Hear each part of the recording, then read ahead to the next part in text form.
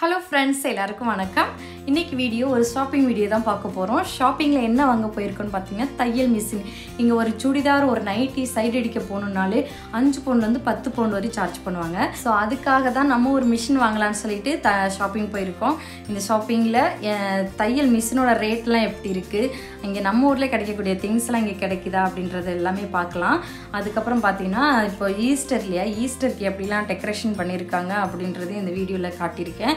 So கண்டிப்பாக இந்த video உங்களுக்கு பிடிச்சிருக்குன்னு நினைக்கிறேன். பிடிச்சிருந்தா ஒரு லைக் அண்ட் சப்ஸ்கிரைப் பண்ணிக்கோங்க. மறக்காமல் பெல் ஐக்கானை கிளிக் பண்ணிக்கோங்க. ஸோ இப்போ வாங்க வீடியோக்குள்ளே போகலாம்.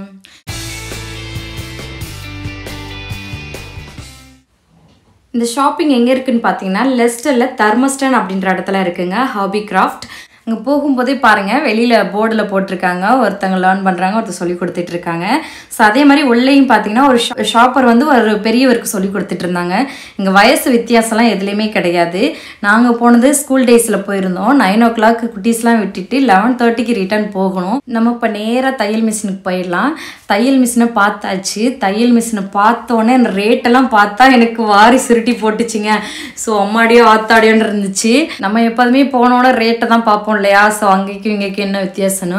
ஸோ 300 பவுண்டுங்க. நம்ம ஊர் காசுக்கு 30,000 ரூபாய். அதுலேயும் பார்த்தீங்கன்னா ஆஃபர் 20 பவுண்டு சேவ், அப்புறம் 50 பவுண்டு சேவ்னு சொல்லி 230 பவுண்டுனா நம்ம ஊர் காசுக்கு 23,000 ரூபாய். ஸோ ஒவ்வொரு தையலை பொறுத்து இருக்குது. ஒவ்வொரு மிஷினையும் தையல் கூட இருந்துச்சு, ஒவ்வொரு மிஷினில் தையல் கம்மியாக இருக்குது. அந்த மாதிரி தையலை பொறுத்து தான் அந்த ரேட்டெல்லாம் இருந்துச்சு. அடுத்து வந்து 149 நம்ம ஊர் காசுக்கு 15,000 ரூபாய் கிட்ட வருது. ஸோ இது நமக்கு தையலை பற்றி அவ்வளோவா தெரியாது இல்லையா? அதனால ஷாப்பரை கூப்பிட்டு கேட்டிருந்தோம். ஸோ அவங்க ஒரு 10 minutes வெயிட் பண்ணுங்கள், நான் வந்து எக்ஸ்பிளைன் பண்ணுறேன் அப்படின்னு சொன்னாங்க. ஸோ இதிலே இருக்கிறதுலே சீப்பஸ்ட் பார்த்தீங்கன்னா 83 பவுண்டு 90 பவுண்டு. 83 பவுண்டுனா 8,000 சில்லற.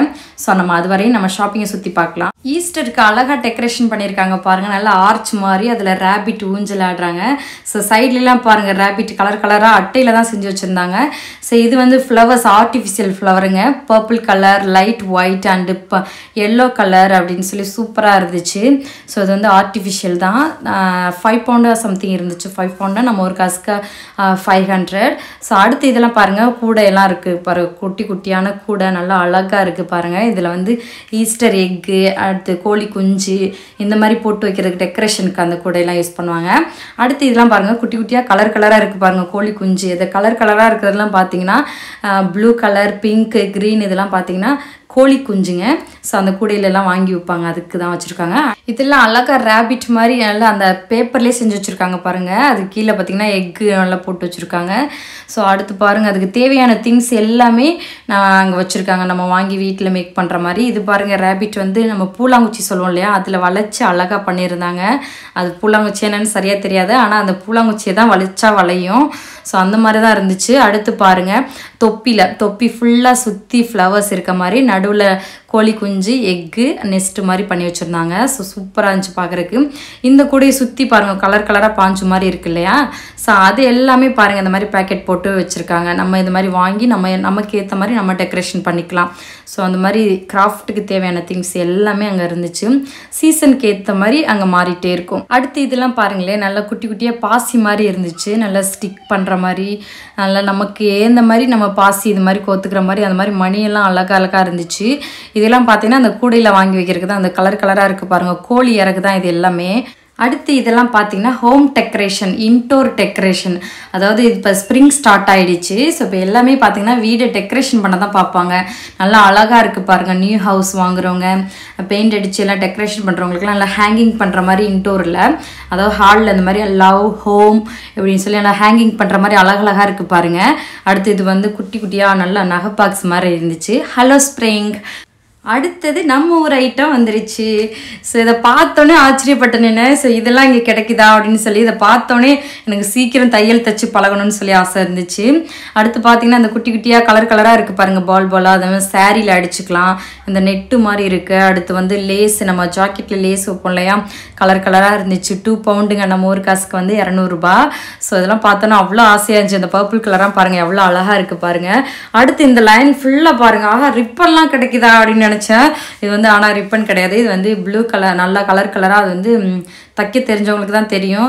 ஸோ கண்டிப்பாக லெஸ்டரில் தைக்க தெரிஞ்சவங்க யாராவது இந்த வீடியோ பார்த்தீங்கன்னா இந்த ஷாப்பிங்கை ஒரு டைம் விசிட் பண்ணி பாருங்கள். ஸோ தையலுக்கு தேவையான அனைத்து திங்ஸுமே இங்கே கிடைக்கிது. ஸோ இதெல்லாம் பார்த்தீங்கன்னா சடம்பு, பேண்ட்டுக்கு நாடா, அந்த மாதிரி கயிறு எல்லா வெரைட்டி ஆஃப் கயிறுமே இங்கே கிடச்சிதுங்க. அடுத்து பார்த்தீங்கன்னா அந்த நான் தேடினது என்னமோ அந்த ரிப்பன் மாதிரி இருந்ததெல்லாம் நிரடி பார்த்துட்டு இருந்தேன்.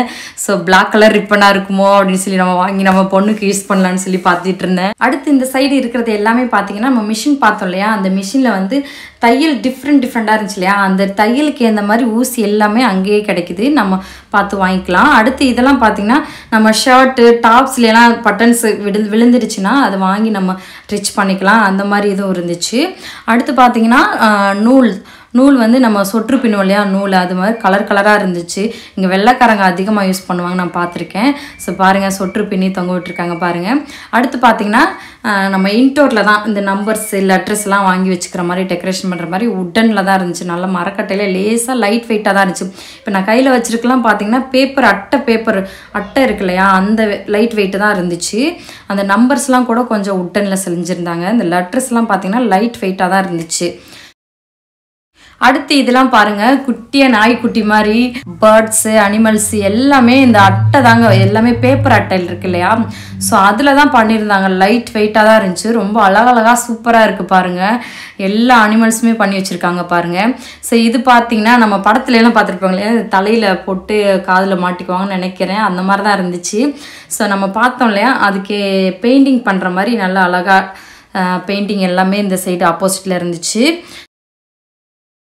அடுத்தது பார்த்தீங்கன்னா கேக் செக்ஷன், அதாவது கேக் மேக் பண்ணுறவங்களுக்கு இதுவும் ஒரு சரியான பிளேஸ்ன்னு சொல்லலாங்க. ஸோ கேக் மேக் பண்ணுறவங்களுக்கு வந்து பார்த்திங்கன்னா அந்த கேக்லாம் பண்ணிவிட்டு மேலே டெக்கரேஷன் பண்ணுவாங்க இல்லையா, ஸோ டிஃப்ரெண்ட்டாக இருக்குது பாருங்கள், அழகழகாக குட்டியாக.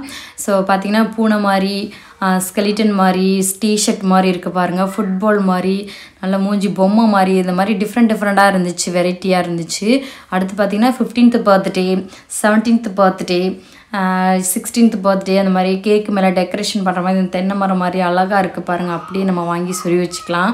ஸோ அடுத்து இதெல்லாம் பார்த்துட்டு இருக்கும்போது பார்த்திங்கன்னா நம்மளோட ஷாப்பர் வந்துட்டு அவங்க வந்து நீங்கள் எந்த மாதிரி மிஷின் பார்க்குறீங்க அப்படின்னு சொல்லி கேட்டாங்க. எனக்கு மிஷினை பற்றி எதுவும் தெரியாது, நீங்களே சொல்லுங்கள் அப்படின்னு சொல்லி கேட்டேன். ஸோ அவங்க சொன்னாங்க நீங்கள் எந்த மாதிரி க்ளோத்து தப்பீங்க அப்படின்னு சொல்லி கேட்டப்போ, நம்ம வந்து சுடிதார்ஸ், நைட்டிஸ், அந்த மாதிரி ப்ளவுஸ் இந்த மாதிரி தானே நம்ம ஸ்டிச்சிங் பண்ணுவோம். ஸோ அப்படின்றப்போ அதுக்கு எந்த மாதிரி நான் மிஷின் சொல்ல சொன்னேன். மிஷினில் பார்த்தீங்கன்னா சிங்கர் மிஷின், அப்புறம் ஹாபி கிராஃப்டோட மிஷின், 3 மிஷினையும் வச்சு என்னென்ன டிஃப்ரென்ஸ் இருக்குன்னு சொல்லிட்டு இருந்தாங்க. ஸோ நாங்கள் வாங்கலான்ற முடிவுக்கு வந்துட்டு பார்த்தீங்கன்னா டைம் பார்த்தா 11:15 ஆகிடுச்சு அன்னைக்கு டைமு. ஸோ 11:30க்கெலாம் குட்டீஸ்லாம் பிக்கப் பண்ணணும் இல்லையா, ஸோ அதனால பார்த்திங்கன்னா அன்றைக்கி மிஷின் வாங்கலை. ஸோ மிஷின் வாங்கினாலும் அதுக்கான நீடில்ஸ், அதுக்கான நூல் இதெல்லாம் வாங்கணும் இல்லையா, ஸோ அன்றைக்கி லீவ் இட் பண்ணிவிட்டு வாங்காமல் வந்துட்டோம். ஸோ குட்டீஸ்க்கு மட்டும் 2 டாய்ஸ் மட்டும் வாங்கிட்டு வந்துட்டு குட்டீஸ்லாம் 12 மணிக்கு கூட்டிகிட்டு வந்துட்டோம் வீட்டுக்கு வந்தோன்னு பார்த்திங்கன்னா எப்போதுமே இதே மாதிரி தான் சாப்பாடு எடுத்து வச்சு ஒரு லஞ்ச் முடிச்சுருவோம். இவங்களோட ஷாஹித் வந்து 3 o'clock வருவான்.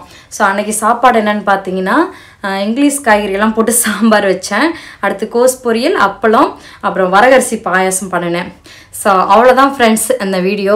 ஸோ கண்டிப்பாக இந்த வீடியோ உங்களுக்கு பிடிச்சிருக்குன்னு நினைக்கிறேன். பிடிச்சிருந்தா ஒரு லைக் பண்ணுங்கள், ஒரு ஷேர் பண்ணுங்கள், மறக்காமல் சப்ஸ்கிரைப் பண்ணிக்கோங்க. Nikhila Vadivel with London life சேனலில் அனைத்து சப்ஸ்கிரைபருக்கும் ஹாப்பி ஈஸ்டர்.